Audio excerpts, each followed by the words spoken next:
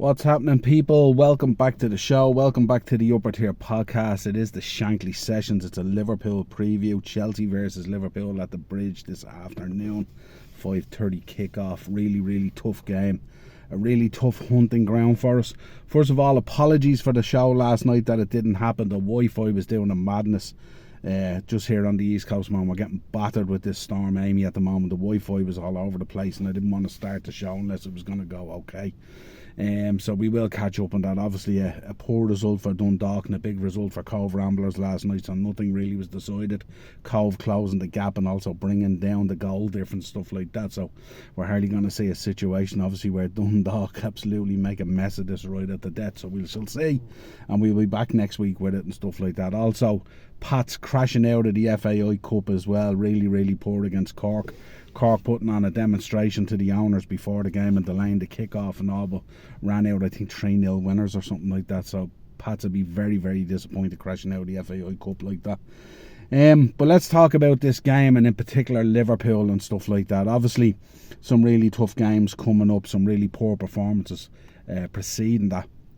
Where do we begin? I mean, the Palace game, I mean, we're going out onto the pitch and we're being made a show of by Tarek Mitchell and Munoz and players like that, and we're dropping the L right at the death. Eddie and Ketty as well. Like these kind of switching off and these kind of performances are unforgivable. You know what I mean? You've got Wharton in the midfield pulling the strings, absolutely phenomenal player and stuff like that. But we should be better than that. We should know better than that. And then you've got Will Hughes coming on, and he's just reaching into the heart of that midfield, and he's pulling the heart straight out of the chest of that midfield, like Mola Ram in Indiana Jones, the Temple of Doom, and just lighting us on fire and leaving us there like a dead corpse. Really poor. I mean, Crystal Palace last week, absolutely smashed us off the park. Should have been 4-0 up at half time. Such a poor performance. And to be honest, to get a draw out of it would have been an injustice really to Crystal Palace, as much as we would want it and stuff like that and all, but really poor. Thought we'd get fixing up there, go to Galatasaray. Obviously Halloween came early to the hotel, and then you've got Jeremy Pong being interviewed, Frimpong I should say, being interviewed before the game. Wide-eyed, wide open, absolutely shitting himself. Looks like he just got rolled out of a hostage room or something like that. I don't really know what's going on with this Liverpool side. All the quality is in there, all the skill is in there, all the experience is in there as well to guide us better through these games and stuff like that. But it feels like there's a mental baggage on top of us at the moment. There's a desire to perform this season, obviously in the memory of Diogo Jota and that tragedy and all that kind of stuff weighing heavy on us, and various other things, and we're just not clicking. We've all the ingredients for a beautiful Michelin star meal, but we just can't put the meal together and cook it the way we want to cook. And that's on Slot, and he needs to figure that out, and it's a big challenge for him, because last season, I said it to Darren on the Thursday show, literally the team picked itself week in, week out, bar the odd injury or change or something like that, but other than that, it was practically the same 11. So he didn't have a huge task to do, and once we got our noses out in front, we kind of coasted through the season really, But this year it's different. This year there's plenty of choices. There's different formations and all that kind of stuff. And to be honest with you, I don't kind of get caught up in that stuff. I don't care what formation we play. I don't care if it's 4-4-2, 4-2-3-1, 4-3-3. I don't care. I want us to go out and win. And whatever it takes to go and do that, you know what I mean? And I think Slot at the moment needs to grab these players, and he needs to give them a proper shakedown and say, what are we about here? You know what I mean? Like, if you think of Diogo Jota always played with a smile on his face. Sometimes that smile was a snarl, because he loved going on the pitch. He loved the battle. He revelled in the middle of the battle and the tackle, and how tenacious he was, and how unbelievable he was in front of goal and stuff like that, how much he wanted it and stuff like that. And if he was looking down on these players now, he'd be grabbing them by the scruff of the jersey and going, this is disgraceful. Fix up and get yourself together. Don't talk about it anymore. Go out there and do it. And I think that's the role that Slot needs to play now. I think it's really, really important that we fix up. Someone needs to grab Konate and say, you get your head together and get sorted here. Don't be worrying about what's going to happen next summer. Don't be worrying about all the bullshit about Real Madrid, because if you keep on playing like this, you ain't going to be playing for us or Real Madrid. Let's get that clear. That needs fixing up, Lots of experience in there to be able to grab that squad by it and get it sorted and stuff like that. You know what I mean? Like, last week's performance was just so poor. Deservedly deserved to lose. You know what I mean? Then you go out against Galatasaray and you go, right, we got to put on a performance here. We got to fix up, get the 3 points in the Champions League, and then come back and prepare for Stamford Bridge. And we go out there and that's a mess as well. A stupid fucking penalty to be given away that we shouldn't be doing. Absolutely ridiculous. Whether you agree with it or you don't. And then we have the likes of İlkay Gundogan, who's like on his retirement run in Turkey, showing us up, making a show of us. You've got a Cardi coming off the bench wanting to kick the shite out of us, and we aren't even up for the fight. So poor. And now we're on a run of 2 losses, and we could potentially drop a third today because Stamford Bridge isn't a great place where we go. We generally don't win there. Generally it does be draws. We're missing our key man at the back, Alisson, so it's going to be interesting to see Marmadashvili now perform.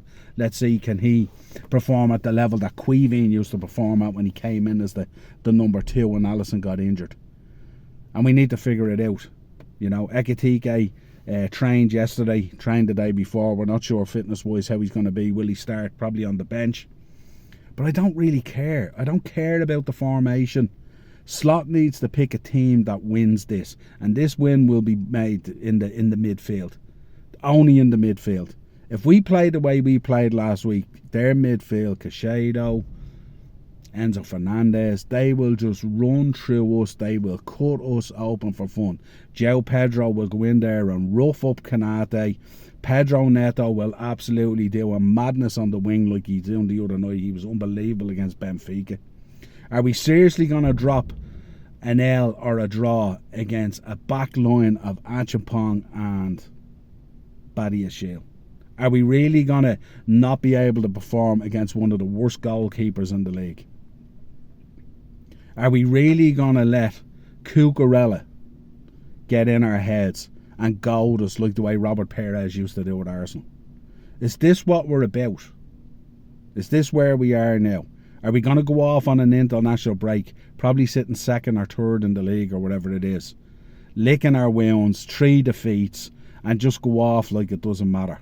Or are we going to man up today? Are we going to change the records that have been going on and go out there and get the win? The likelihood is we're going to be 2nd in the league going into that game because Arsenal are playing West Ham, and I would expect, on paper, Arsenal to beat West Ham.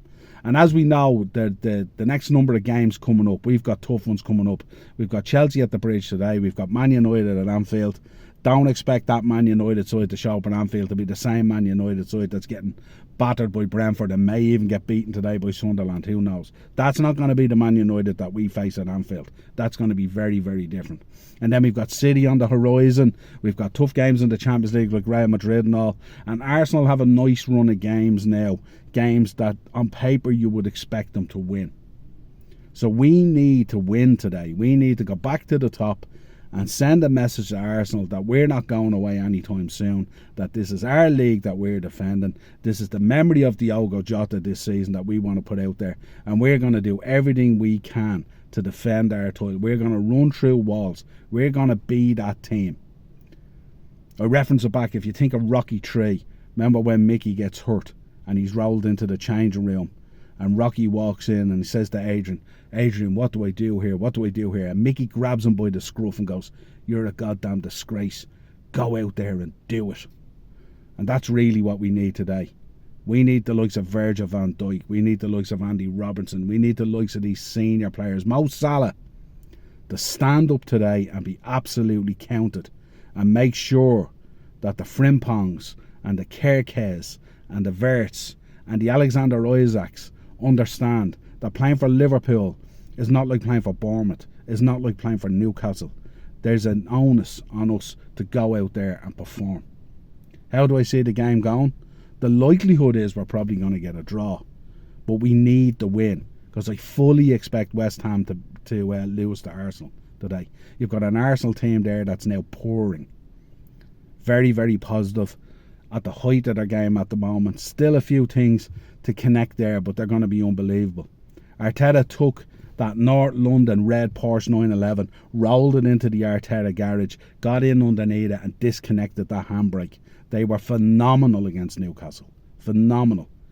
Actually, I felt they looked like us when we go out at times. They did what we did. So it's so important today. Again, not going to be a long preview and stuff like that. We're not going to talk about matchups. We know what the danger is. We're fully aware of this Chelsea team.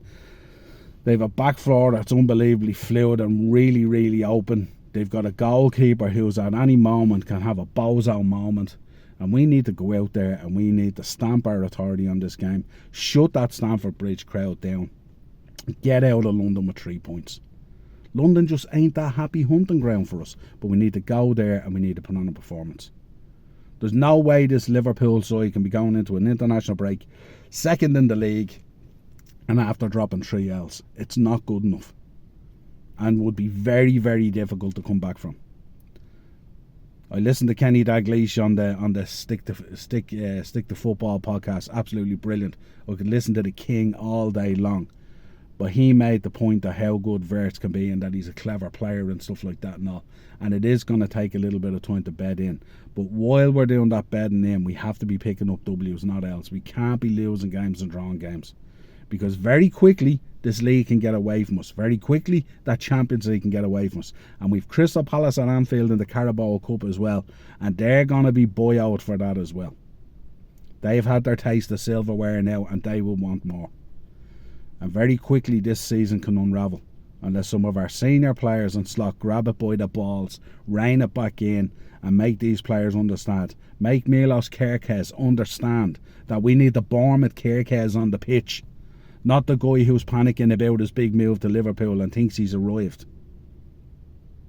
We need that Bundesliga Florian Wirtz to show up. We need that Newcastle Alexander Isak to show up. There's no more passes now. There's no more excuses. There's no more I didn't do this, didn't have that, didn't have the other. There's no more that. Show up. It's now time to perform. Prediction, 2-1 to the Reds.